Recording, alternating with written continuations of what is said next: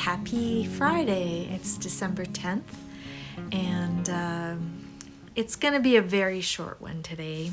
I know that happens a lot with people who do vlogmas. They start off with lots of energy and enthusiasm and ideas, and then then real life settles in, and you go, oh God, what am I gonna film today? What am I gonna talk about today? But to be honest, I've actually been feeling a little under the weather today. Nothing viral, but yeah, just feeling extremely low energy. I actually went back to bed after I walked Marcel. Just slept pretty much all morning, and then I had some errands to run, but didn't really have the gumption to to do something that would be interesting to film. So yeah, I'm spending the afternoon on the couch, firmly ensconced, as we say here in the gentle knitter household. But I at least wanted to come on and just say hi, and hope that you're gearing up for a nice weekend. The weather here is going to be terrible. It's going up to, I think, like 11 or 12 Celsius tomorrow, which is, I don't know, probably in the 40s or 50s. So, and we're supposed to get a huge amount of rain. So I don't know if we're going to be able to hang on to our snow. But it's been so lovely all week, and yeah, what's the point of complaining about the weather? Frankly, it's kind of futile, but yeah, so I've been sitting here. I started a new book. I've been reading Hamnet by Maggie O'Farrell, and I'm really enjoying it so far. I'm not very far into it, but it's set in England in 1580, and so it's the time of the plague. And there is this young woman. She's a healer, and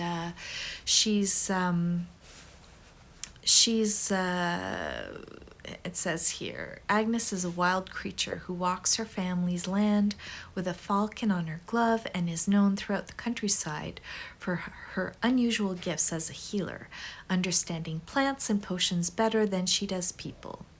Once she settles with her husband on Henley Street in Stratford-upon-Avon, she becomes a fierce, protective mother and a steadfast, centrifugal force in the life of her young husband, whose career on the London stage is just taking off when his beloved young son succumbs to sudden fever.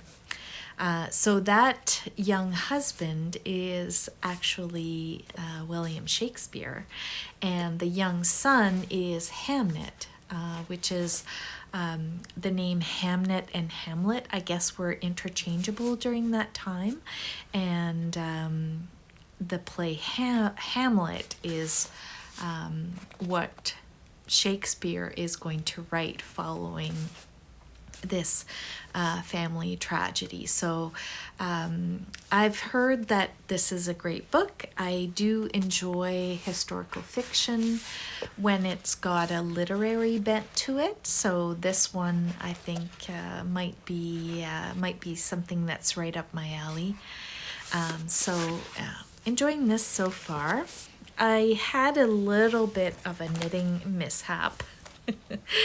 I finished one of Marcel's knee-highs, and I made it extra long, and honestly, I don't know what I was thinking. I don't know how I imagined. I mean, it stretches quite a bit. It's big enough to accommodate his foot, but I can't slip this on his foot. I mean, his nails, I don't even get the foot this far in before it gets caught. So I don't know what I was thinking.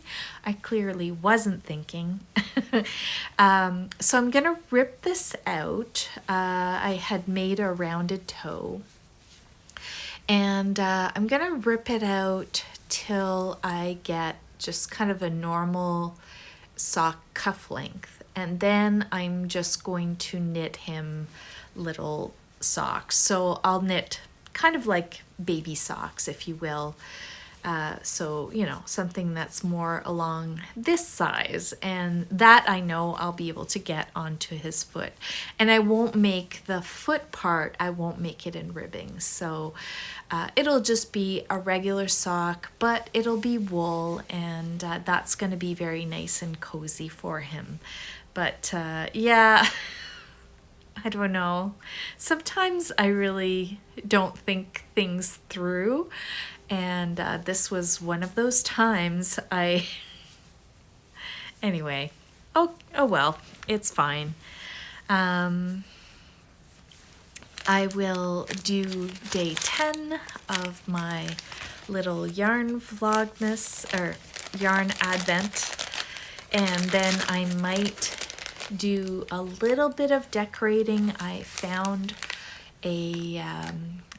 we had a very windy night, and one of my neighbor's large trees, one of the boughs was on the ground on the sidewalk, and I asked if I could have it, because it's actually, so it's a long branch, and it is completely, it's a spruce, and it's got probably like 20 or 30 cones, so it's really very festive looking. So I'm actually thinking I might put that on my piano top, and I've got a big crown that I want to put on the wall, so I might decorate the piano area of our living room.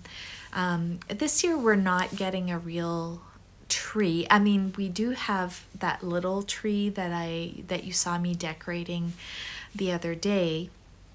That tree is a real, it's an alive plant. It's not really a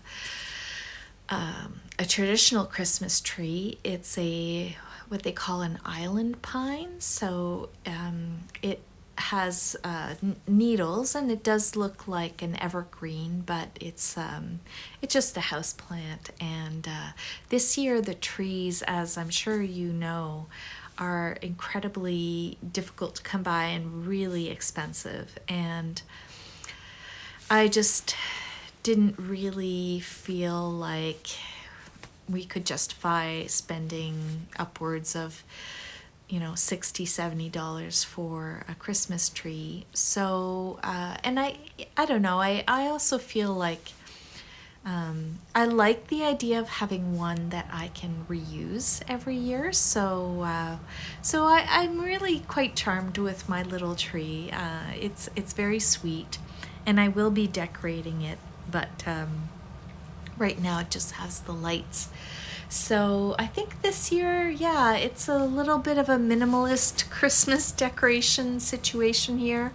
Lots of little lights and lots of candles and some greenery, and I think that will be probably it for us this year. But anyway, but on to my advent. So day 10. And the color is called Indoor Jungle. Speaking of indoor plants, so I kind of have an idea of what color this might be. Oh, not at all what I thought, but I love it. All right, so this is Indoor Jungle. I figured it would be like a bright sort of houseplant green, but no, it's a very rosy peachy pink with some sort of olive speckles, and ooh, it's very It's very beautiful. It's got orangey speckles too. It's showing up more more orangey peach than it is. It's a little more muted in real life, but with the lighting at this time of year, everything is got a very yellow cast because of all the lights I have on in the house, because it's very kind of gray outside. But yeah, beautiful. I'm loving all of the colors that we're getting so far in my Advent. Very warm toned. Oh, somebody at the door. Hold on. Sorry about the interruption. That was the FedEx delivery person. And I just got something I've been really excited to receive. It's called This Long Thread, and it's a book written by Jen Hewett. Jen is a textile artist. She's a printmaker, somebody whose work I really, really admire.